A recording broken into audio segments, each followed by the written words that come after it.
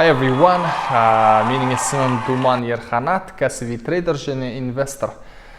Сіздермен жолығып отырғаныма қуаныштымын, және де өздеріңізге, болашағыңызға, біліміңізге, қаржылық сауатыңызға алғаш қадам бастап жатқаныңызбен шын жүректен құттықтаймын.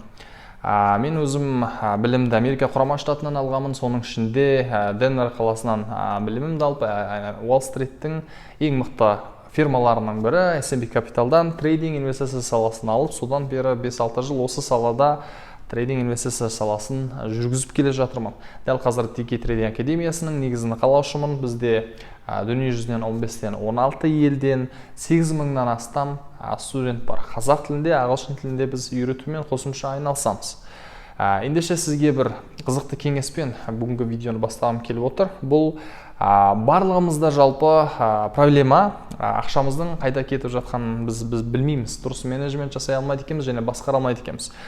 Сіз менің достарымда және мүмкін сізде де осындай проблемалар болу керек.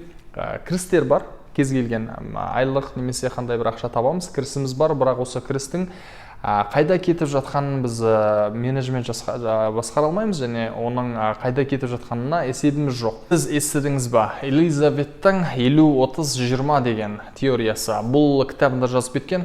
Барлық адамдардың сіздің кірісіңіз қанша екеніне қарамастан, біз кірісіміздің 50%-ін тұрақты шығынға жұмсауымыз керек екен, шығындануымыз керек екен. Мысалы, тұрақты шығын біздің электросити, ішіп-жеп тамағымыз, үйімізге, арендамызға немесе жаңағы кредитіміздің үйдің ақшасының несіне төлеміне, машина болса бензин деген сияқты. Бұл біздің тұрақты ай сайынғы өзгермейтін шығындар. Осы шығын сіздің кірісіңіздің 50%-нан ешқашан асуына болмайды екен. Ендеше біз қалған 30 және 20%-ті қалай жұмсаймыз және қалай сол ақшаны жаратамыз. Біз 30%-ті жаратуымыз керек өзіміздің дамуымызға және де біздің кейбір жағдайларда біздің қосымша болашағымызға деген кішігірім инвестиция сияқты.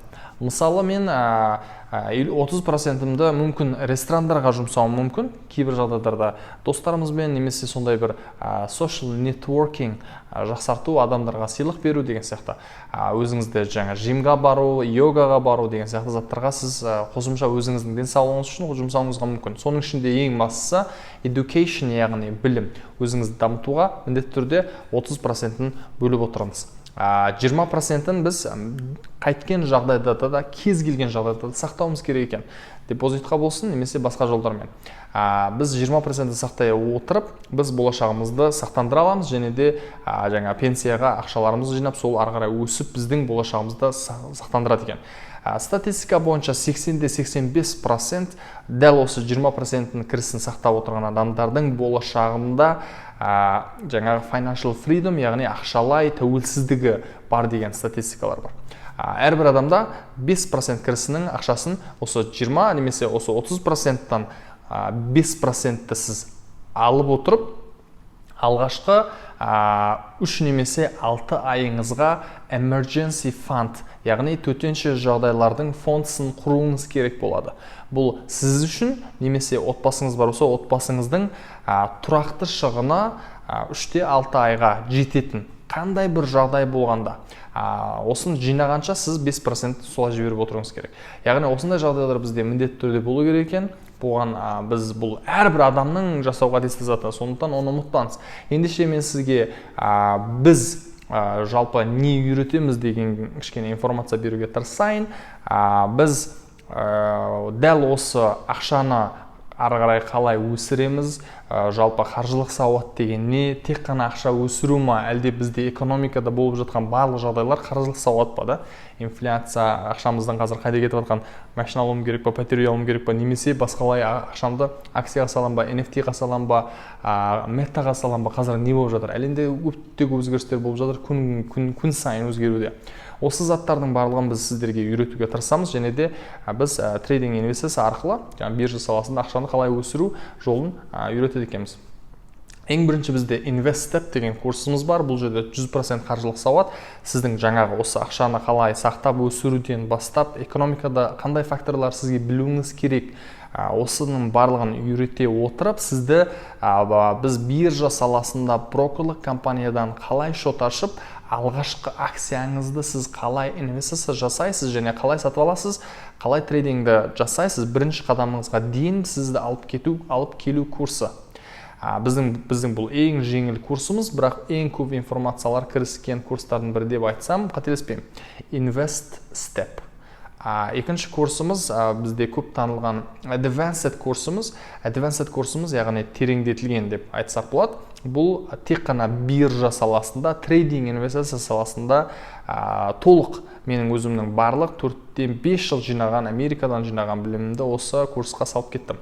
Бұл Advanced курста тек қана онлайн видео сабақтармен сізге трейдинг туралы нөлден бастап сіздің мықты трейдер болып кетуіңізге дейін риск менеджмент, фундаментал, техникал барлық анализдарды қосып сіздің мықты трейдер болып кетуіңізге өте үлкен қолдау көрсететін біздің курсымыз болып келеді, бірақ онлайн түрінде. Үшіншіден бізде офлайн сабақтар басталады. Офлайн сабақ әртүрлі қалаларда болады, соңында Таиландта болса, осы айда бізде Алматыда болғалы жатыр. Енді бұл курсымыз, осы Advanced онлайн курсымызды біз офлайн түрінде адамдарға ұсынамыз.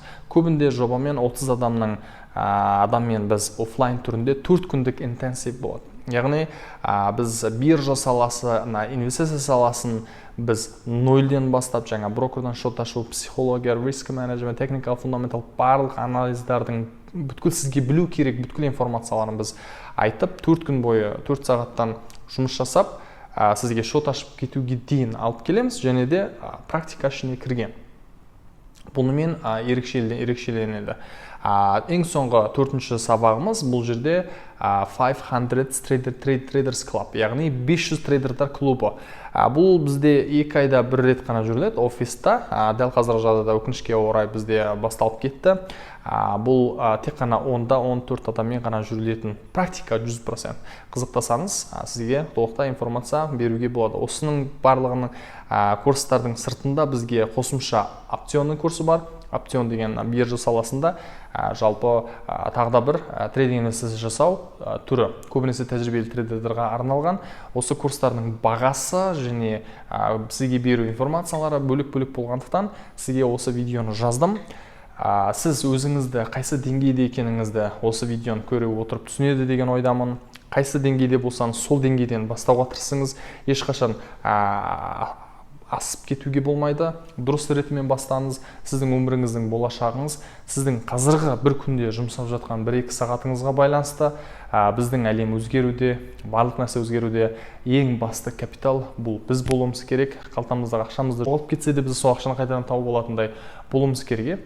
Кез келген затта ешкім тартып алса, біздің басымыздағы білімді ешкім тартып ала алмайды. Яғни біз өзіміздің капиталымыз болуымыз керек екен. Жалпы ең мықты сөздер бар. Адамнан адам артық емес, ол адам сізден бұрын бастаған дейді. Сол себепті өзіңізге инвестиция жасаудан, уақытыңызды, энергияңызды бөлуден тартынбаңыз. Сіздің болашағыңыз бүгінгі сіздің шешімдеріңізге байланысты. Біздің DK Trading Академиясы сізді әрдайым күтеді. Кездескенше сау болыңыз.